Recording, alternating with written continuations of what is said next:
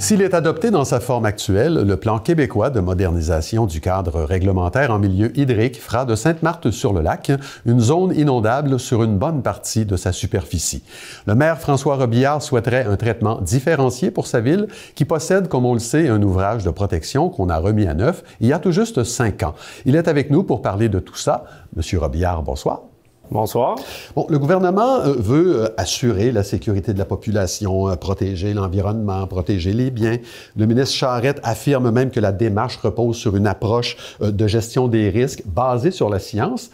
Oui. Selon vous, concernant Sainte-Marthe, est-ce qu'il y a un détail qui a échappé à la science là, dans tout le processus? Bien, oui, parce qu'on a fait fi de la science humaine et de la science sociale. Ça fait partie d'une démarche scientifique.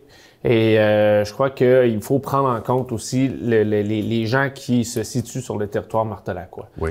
Parce qu'il faut comprendre qu'en 2019, après les événements, ben le gouvernement a autorisé tous ces gens-là à reconstruire sans restriction d'une zone inondable. Et 4 ans plus tard, ben on arrive avec une réglementation qui va les mettre en zone inondable, ce qui fait un changement important pour eux. Des travaux qui ont été financés par le gouvernement, soit dit en passant. Oui. En bonne partie. Bon, pour le moment, là, on parle d'environ 2000 résidences qui se retrouveraient en zone dite à faible risque. Oui. On sait que le risque zéro n'existe pas. Là. Et de 450 autres qui sont en zone à risque très élevé. Alors, comment on évalue le niveau de risque pour passer de l'un à l'autre comme ça? Bien, c'est qu'au départ, la digue devient transparente. Après ça, bien, on va devoir, par un argumentaire, là, selon la réglementation, là, la proposition, on va devoir proposer...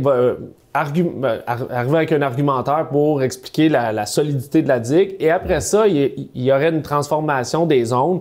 Il éliminerait la zone modérée, la zone élevée et rétrécirait la zone à très haut risque. Okay. Donc, toutes les 2000 résidences deviendraient en faible risque. À faible risque. Mais même encore à faible risque, il y a des incidences, il y a des impacts importants pour les citoyens, que ce soit au niveau des agrandissements, de la reconstruction.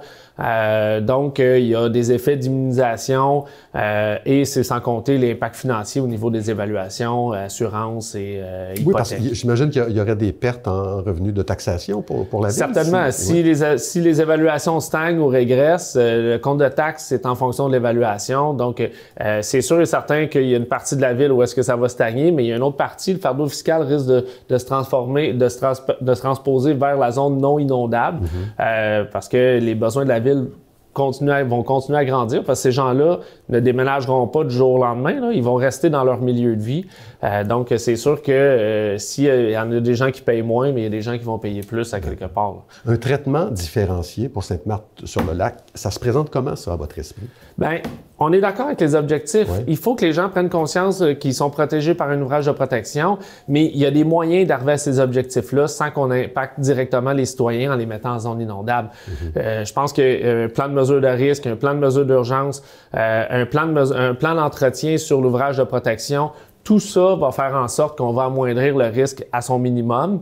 Puis comme vous l'avez dit, le risque zéro n'existe pas, mais comme pour n'importe quelle infrastructure, mais je pense qu'on est capable d'y arriver sans impacter le citoyen directement. Voilà. Je sais que vous avez demandé qu'il y ait une rencontre ou des rencontres en présentiel avec les gens du ministère, des rencontres auxquelles la population aurait pu participer. Ça n'a pas eu lieu. J'imagine que ça vous déçoit beaucoup. Oui. Parce que le règlement émane du gouvernement provincial. Il aurait fallu que les gens du gouvernement viennent expliquer parce que on l'a vu quand la CMM, la Communauté métropolitaine de Montréal, ont dévoilé les cartes. C'est là que les gens ont pris pleinement conscience de l'ampleur du règlement, ce qui est malheureux parce qu'au Québec, on est les seuls à présenter des cartes puisque la CMM a pu, avec ses employés, réussir à faire des cartes préliminaires selon là, les documents du ministère. Là.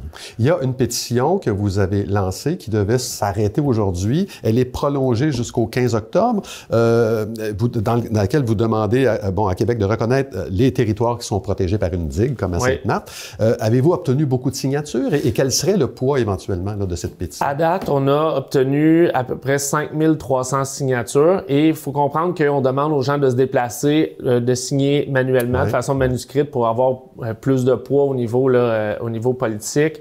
Ce qu'on souhaite, c'est d'avoir au moins 1000 signatures de plus si on est capable d'atteindre 6500.